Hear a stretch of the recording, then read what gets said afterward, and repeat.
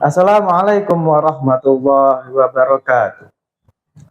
Perkenalkan, nama saya Rifa Hashim, SPD. Saya mengajar sebagai guru pendidikan agama Islam di SMA Negeri 1 Bapak. Selain itu, saya juga termasuk pada mahasiswa PPG dalam jabatan dari LPTK IAIN Kediri. Pada hari ini, Selasa, tanggal 28 Januari 2025, saya akan melaksanakan uji kinerja praktik pembelajaran di kelas 10 semester ganjil dengan materi meneladani peran ulama penyebar ajaran Islam di Indonesia. Selamat menyaksikan.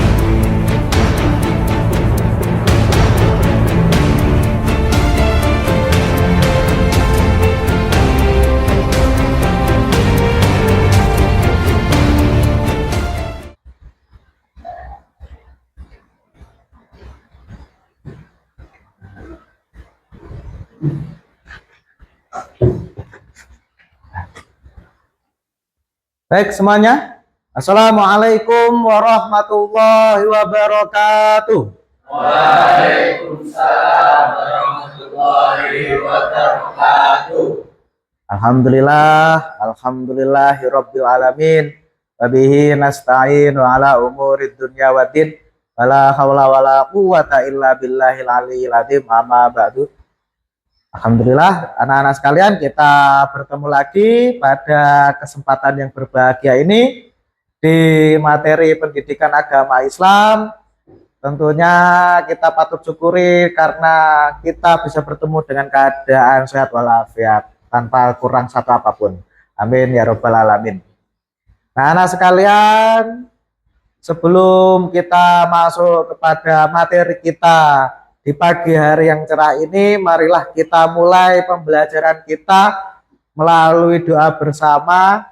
Semoga lewat doa kita ini ilmu yang nanti kita pelajari bisa memberikan keberkahan serta kemanfaatan untuk kita semua. Amin. Allahumma amin. Untuk berdoa, silakan ketua kelas dipimpin berdoa. Duduk siap gerak. Berdoa mulai. Bismillahirrahmanirrahim. Alhamdulillahirabbil alamin. Ar-Rahmanir-Rahim. Maliki yaumiddin. Iyyaka na'budu wa iyyaka nasta'in. Ihdinas siratal mustaqim.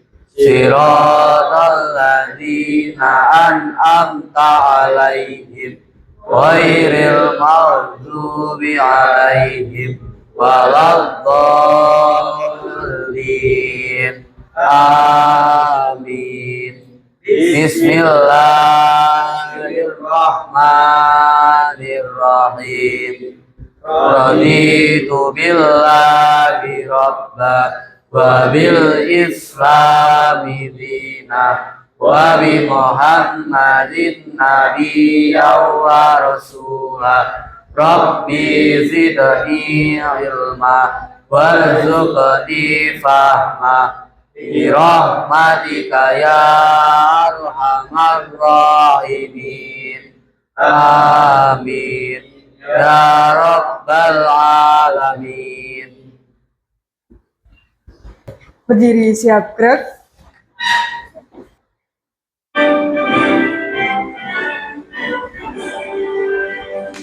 Indonesia anak airku, harum padaku.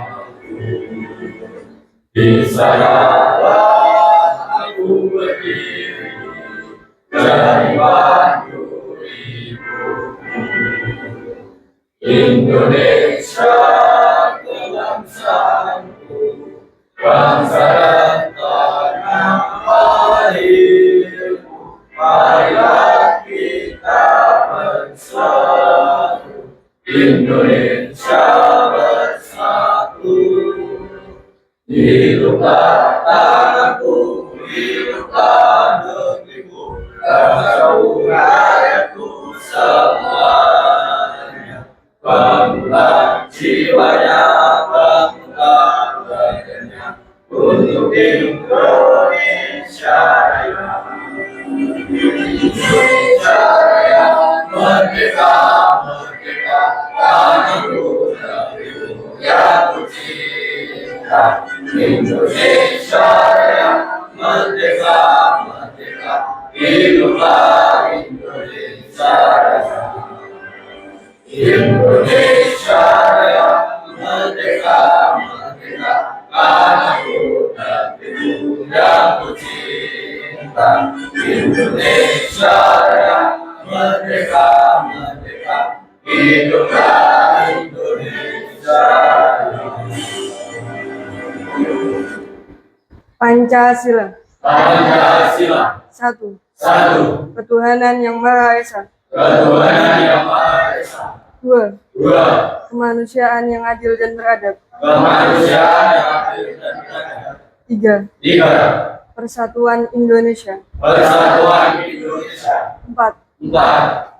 Kerakyatan yang dibimbing oleh hikmat dalam kebijaksanaan Kerakyatan yang diperlukan kebijaksanaan dalam permusyawaratan perwakilan. dalam permusyawaratan perwakilan. 5. Lima. Keadilan sosial bagi seluruh rakyat Indonesia. Keadilan sosial bagi seluruh rakyat Indonesia.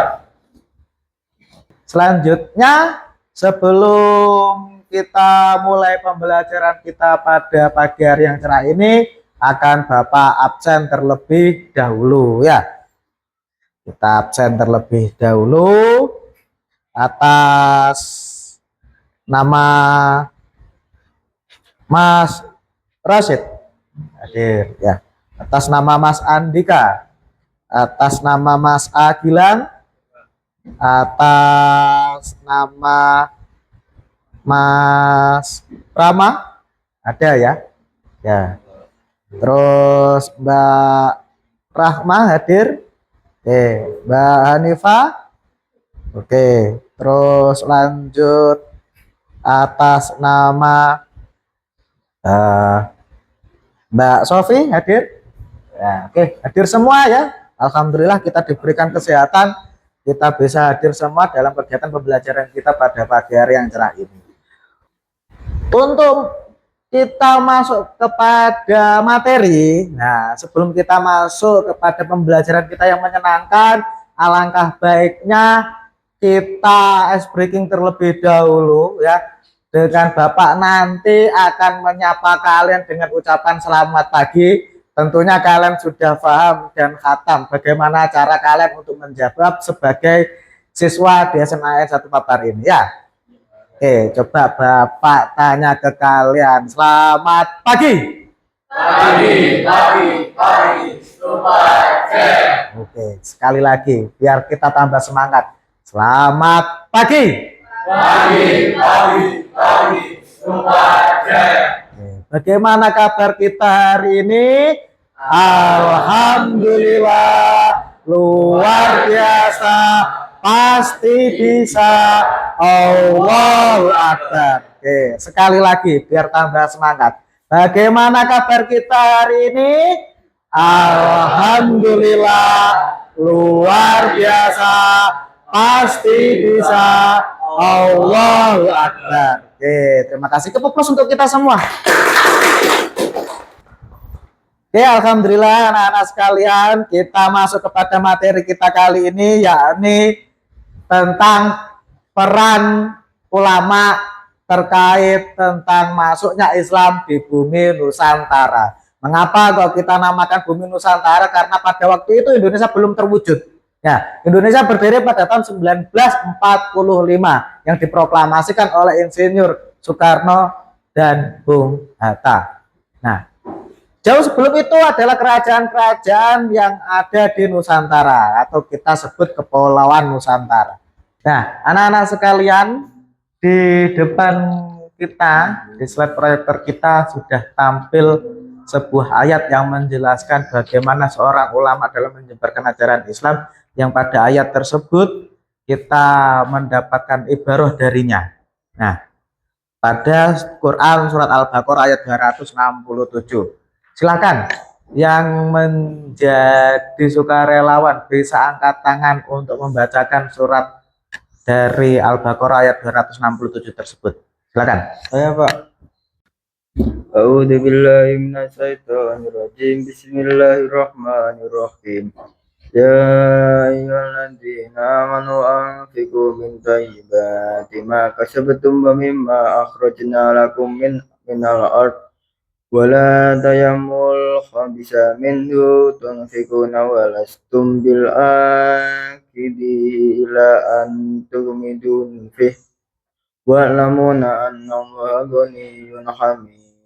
Sekarang kita akan melaksanakan kegiatan selanjutnya, yakni Bapak akan memberikan pertanyaan pemantik terkait dengan materi kita kali ini, di mana nanti kalian bisa menjawab dari pertanyaan-pertanyaan yang sudah Bapak paparkan yang muncul pada slide proyektor.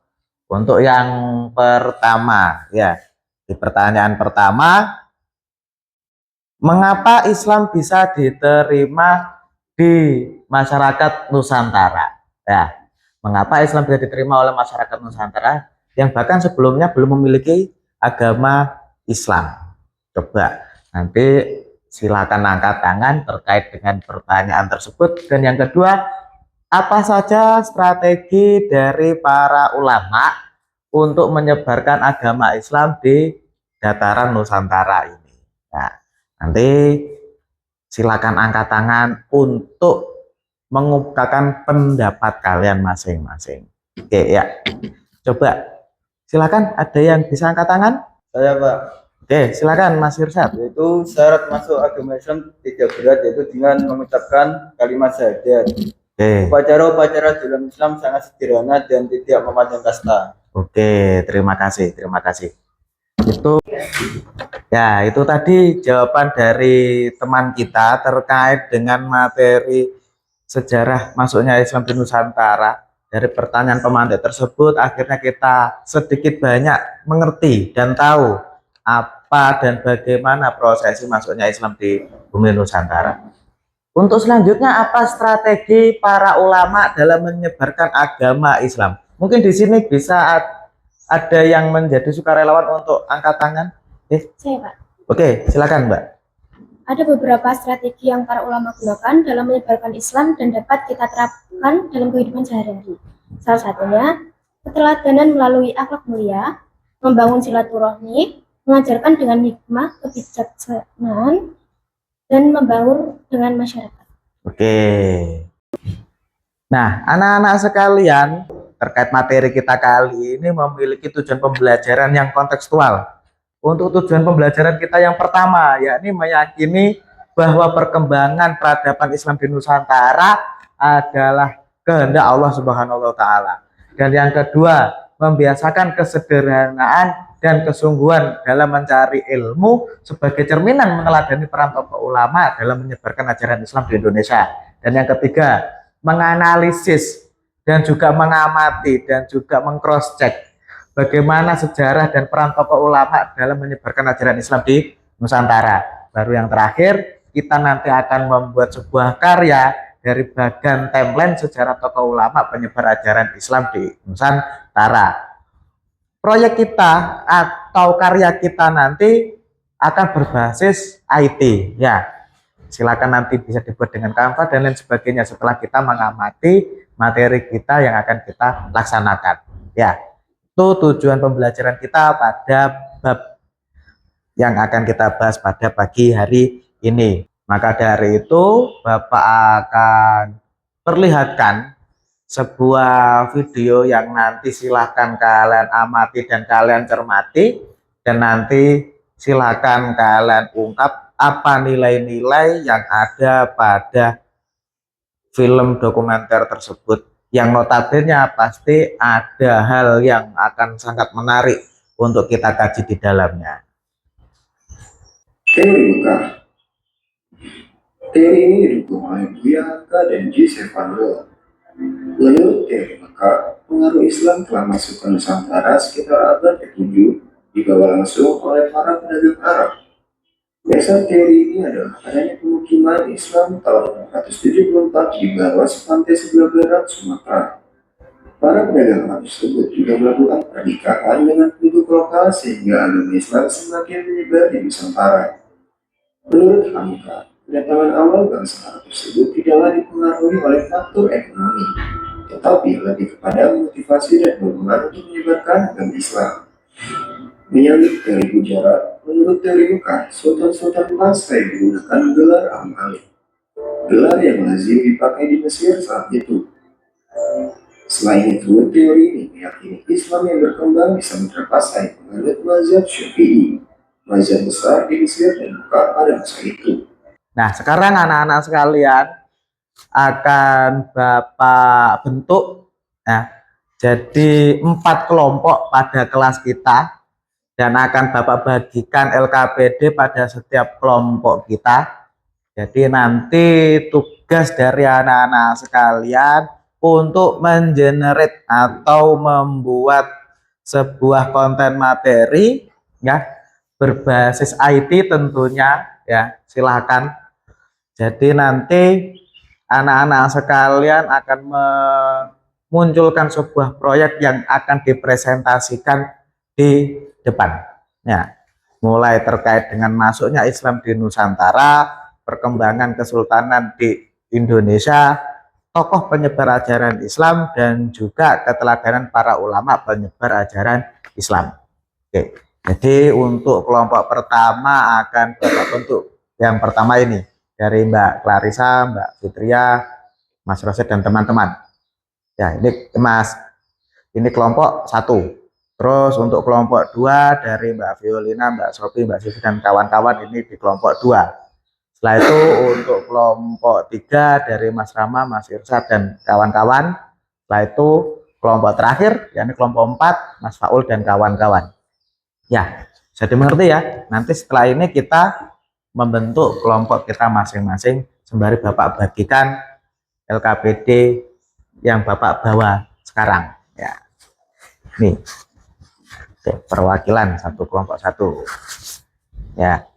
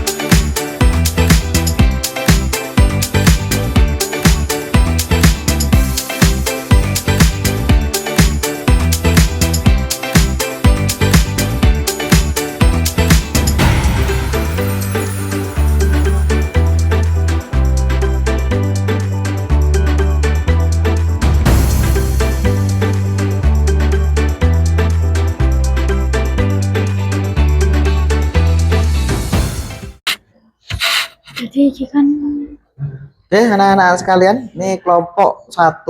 Kita dapat tema apa untuk kelompok 1? Ayo, kelompoknya 1 temanya apa? Agama Islam di Indonesia. Oke, masuknya Islam di Nusantara atau di Indonesia ya. Oke, silakan dibuat sebuah proyeknya nanti terkait dengan materinya dan juga judul dari tematiknya ya. Oke, semangat. Terima kasih Pak.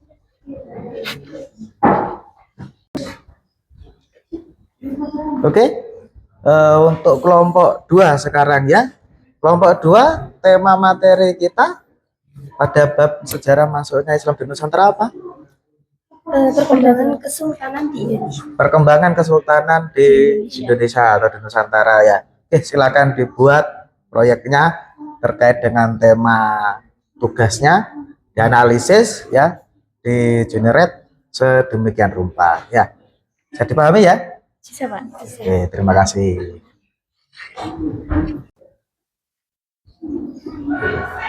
Oke, anak-anak sekalian, ini untuk kelompok 3. Oke, kelompok 3 materinya terkait tentang tokoh penyebar ajaran Islam di Indonesia. tokoh penyebar ajaran Islam di Indonesia atau di Nusantara ya. Oke, silakan anak-anak sekalian dibuat sedemikian rupa terkait hasil proyeknya, hasil diskusinya nanti yang untuk dipersiapkan dalam presentasi ya.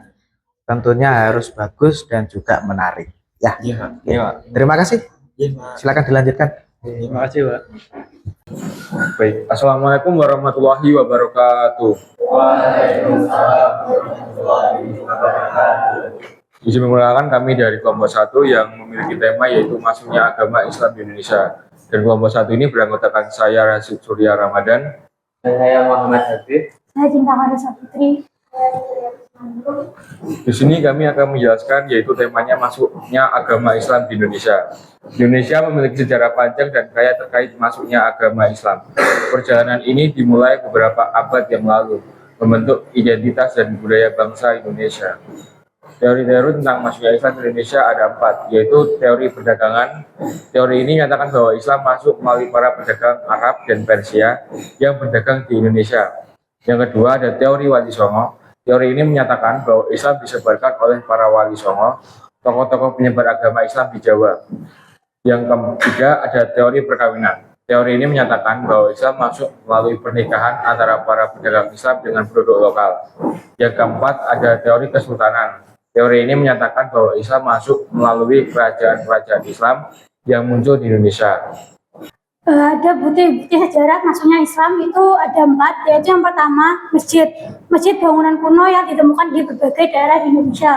Yang kedua ada naskah kuno yang memuat ajaran Islam dan tradisi lokal. Yang ketiga ada makam para tokoh penyebar Islam dan pemimpin kerajaan Islam. Yang keempat ada prasasti yang memuat kata-kata atau simbol Islam. Selanjutnya ada dampak atau pengaruh Islam di Indonesia ada 5, yaitu agama Islam menjadi agama mayoritas membentuk identitas keanekaragaman bangsa. Yang kedua ada budaya, pengaruh signifikan pada seni, arsitektur, musik, dan tradisi lokal. Yang ketiga ada sosial, nilai-nilai moral, etika, dan perilaku sosial. Yang keempat ada politik, munculnya kerajaan-kerajaan Islam dan sistem pemerintah berbasis Islam. Yang kelima ada ekonomi, perdagangan dan perekonomian Indonesia berdongkrak. Jadi kesimpulannya Islam itu memberikan dampak yang mendalam pada warga negara atau khususnya rakyat Nusantara yang di Indonesia, dan dampaknya itu meluas dan juga mendalam di berbagai aspek kehidupan masyarakat. Baik, itu tadi adalah hasil diskusi dari kelompok kami. Bila ada salah kata dari kelompok kami mohon maaf. Wassalamualaikum warahmatullahi wabarakatuh.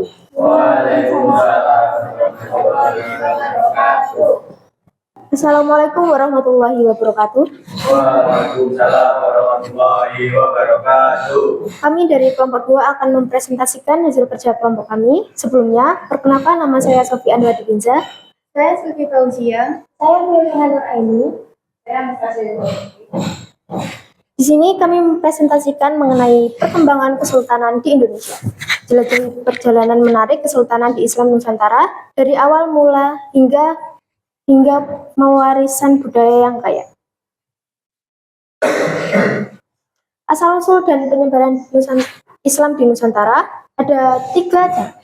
Yang pertama, kedatangan Islam di Indonesia melalui jalur perdagangan dibawa oleh pedagang dari berbagai wilayah.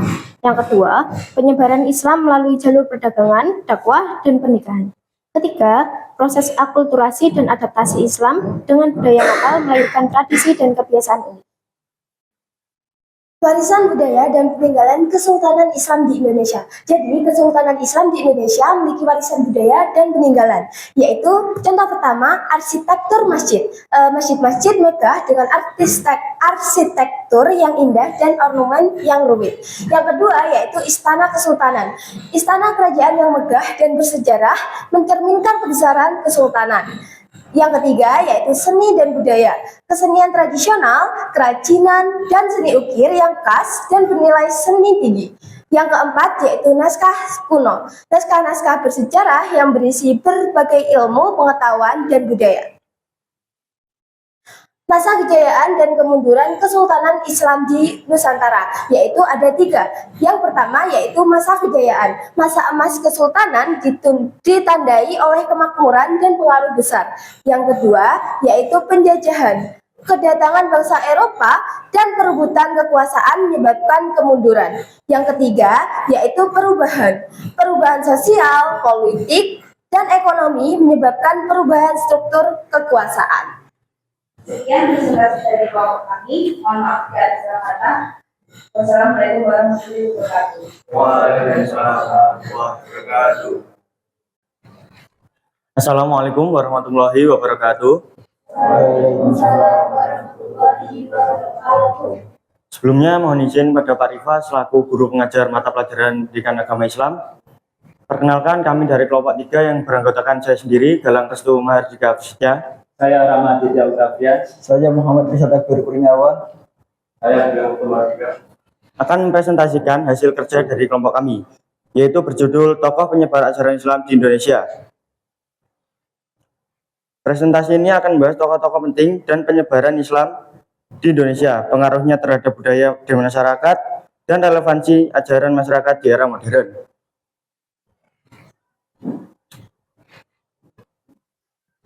Latar belakang historis penyebaran Islam di Indonesia.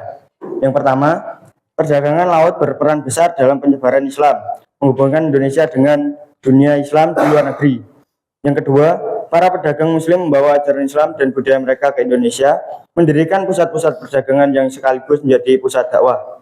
Dan yang ketiga, masyarakat Indonesia secara bertahap menerima Islam, tertarik dengan nilai-nilai spiritual dan ajaran moralnya. Proses ini tidak terjadi dalam satu waktu. Berikut ini adalah tokoh-tokoh utama penyebar ajaran Islam di Indonesia. Pertama ada Sunan Ampel. Sunan Ampel adalah salah satu wali songo yang terkenal. Sunan Ampel berperan penting dalam menyebarkan agama Islam di Jawa Timur dengan mendirikan pondok pesantren dan menyebarkan agama Islam melalui budaya lokal. Kedua ada Sunan Kalijogo. Sunan Kalijogo terkenal dengan pendekatan dakwah yang penting. Beliau menggabungkan ajaran agama Islam dengan budaya di Pulau Jawa, seperti memperkenalkan agama Islam dengan menggabungkan melalui pertunjukan wayang dan seni pertunjukan tradisional lain.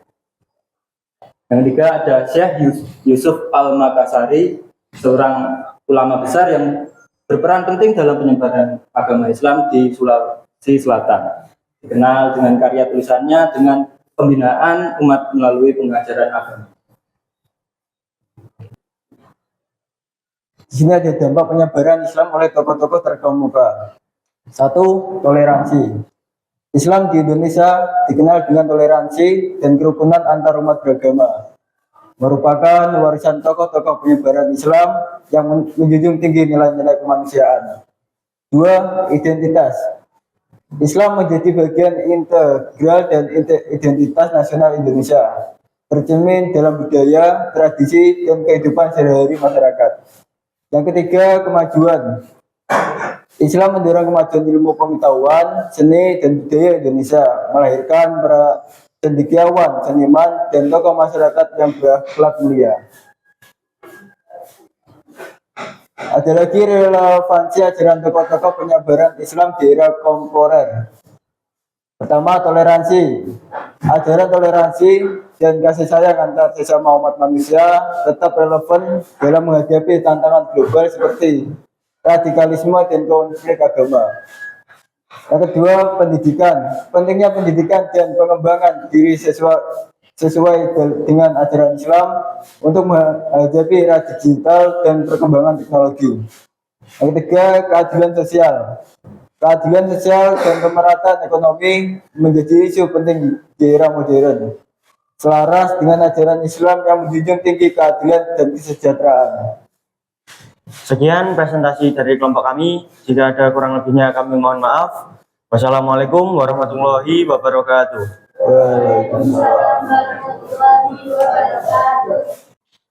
Assalamualaikum warahmatullahi wabarakatuh. Perkenalkan, kami dari kelompok 4 yang beranggotakan saya Sarah Fibowo. Nama saya Ahmad Ihsan bin Khalid. Nama saya Denda Bani juga. Dan saya Ifran Faulidayat. Kami akan presentasikan materi mengenai keteladanan para ulama penyebaran agama Islam di Indonesia. Keteladanan para ulama penyebaran ajaran Islam di Indonesia. Para ulama memainkan peran penting dalam penyebaran Islam di Nusantara. Keteladanan mereka menjadi inspirasi bagi generasi penerus dalam mengamalkan nilai-nilai luhur Islam. Hidup sederhana dan bersahaja. Para ulama mencontohkan hidup sederhana dan bersahaja. Mereka tidak tergiur oleh duniawi, tetapi fokus pada ibadah dan pengabdian kepada Allah. Keteladanan ini mengajarkan kita untuk melepaskan ego dan mendapatkan kesederhanaan dalam hidup. Menguasai ilmu agama secara luas dan mendalam. Berikut ini piramida dalam ilmu agama Islam. Yang pertama itu ada paling bawah, keempat, tasawuf. Kemudian disusul dengan ilmu fikih. Kemudian ada hadis. Dan yang di atasnya itu Al-Quran. Mengapa Al-Quran di atas? Karena Al-Quran adalah pesan yang disampaikan kepada umat manusia melalui Nabi Muhammad SAW agar kita menjalankan kehidupan sesuai dengan Al-Quran. Dan para ulama memiliki pengetahuan agama yang luas dan mendalam. Mereka menguasai Al-Quran, hadis, fikih, dan berbagai ilmu agama lainnya. Sekian presentasi dari kelompok kami. Apabila ada salah kata, kami mohon maaf. Terima kasih atas perhatiannya. Wassalamualaikum warahmatullahi wabarakatuh. Waalaikumsalam warahmatullahi wabarakatuh. Anak-anak sekalian, untuk refleksi konten materi kita kali ini yakni terkait dengan materi pembelajaran masuknya Islam di Nusantara, ada dua hal yang perlu anak-anak sekalian perhatikan, yakni pelajaran penting apa yang kalian dapatkan dari ulama penyebar ajaran Islam dan bagaimana cara kalian meneladani dari sikap-sikap yang telah diberikan ulama pada zaman dahulu. Nanti silahkan untuk angkat tangan atau raise hand terkait dengan kesimpulan naratif dari hasil diskusi kita pada pagi hari ini untuk kalian semua. Silakan sukarelawan untuk angkat tangan. Saya, Pak. Pelajaran penting dari ulama penyebaran agama Islam adalah pentingnya pendekatan yang bijak dan terhadap dalam dakwah serta kemampuan untuk mengintegrasikan nilai-nilai lokal dengan ajaran Islam agar mudah diterima oleh masyarakat. Terima kasih. Itu tadi jawaban dari Mbak Fitria terkait tentang hal yang meliputi peran serta ulama di Nusantara. Untuk selanjutnya, ya, untuk selanjutnya, bagaimana cara kalian meneladani nilai-nilai yang mereka ajarkan dalam kehidupan sehari-hari? Saya, Pak. Cara meneladani nilai-nilai yang mereka ajarkan dalam kehidupan sehari-hari seperti kita menjalani hidup yang sederhana, terus untuk pantang menyerah, bersikap sabar, dan mendalami ilmu agama secara luas dan mendalam. Juga menghargai pendapat-pendapat orang lain. Lanjut ke tahap evaluasi anak-anak sekalian. Tadi Bapak sudah mengirimkan link kuisis di grup kelas kita, ya. Bisa kita kerjakan bersama saat ini juga. Nanti kita tampilkan hasilnya pada slide proyektor yang ada di depan. Oke, bisa dimengerti anak-anak sekalian? Bisa. Oke, silakan dikerjakan. Ya, anak-anak sekalian, sudah kalian selesaikan LKPD dan juga pekerjaan lingkuisis yang sudah Bapak bagikan ke anak-anak sekalian. Nah, ini di proyektor tampil hasil dari pekerjaan kalian. Alhamdulillah dari satu kelas ini hampir semuanya tuntas, ya. Oke, plus untuk kelas kita. Nah, itulah hasil dari lingkuisis yang sudah kalian kerjakan tadi. Selanjutnya yakni tindak lanjut dari materi kita. Untuk pertemuan yang akan datang anak-anak sekalian, Bapak instruksikan untuk kalian mencari informasi tambahan tentang ulama penyebar ajaran Islam dari daerah asal kalian masing-masing. Hasil tugas tersebut kalian buat menjadi sebuah clipping, sampean buat ke bentuk Canva dan nanti dikumpulkan lewat emailnya Pak Rifa. Bisa dimengerti anak-anak sekalian? Bisa. Alhamdulillah anak-anak sekalian, pembelajaran kita pada pagi hari ini yang cerah telah selesai. Terima kasih atas atensi dan keikutsertaan anak-anak sekalian serta keaktifannya. Semoga pembelajaran kita pada pagi hari yang cerah ini bisa memberikan kemanfaatan di kehidupan yang akan datang. Terima kasih atas atensi dan perhatiannya. Bapak cukupkan. Sebelum kita akhiri, marilah kita berdoa terlebih dahulu yang akan dipandu dan dipimpin oleh Mas Rosid. Untuk mengakhiri pembelajaran pada hari ini, alangkah baiknya kita berdoa terlebih dahulu. Duduk, siap, gerak. Berdoa menurut agama dan kepercayaan masing-masing. Berdoa dipersilahkan. A'udzu billahi minasyaitonir rajim. Bismillahirrahmanirrahim. Wal 'asri innal insana lafi khusrin illa alladziina amanu wa 'amilus sholihati wa tawassaw bil haqqi wa tawassaw bis sabr. Walhamdulillahi rabbil alamin. Terima kasih sekali lagi atas atensinya. Akhirul kalam. Wassalamualaikum warahmatullahi wabarakatuh. Waalaikumsalam warahmatullahi wabarakatuh.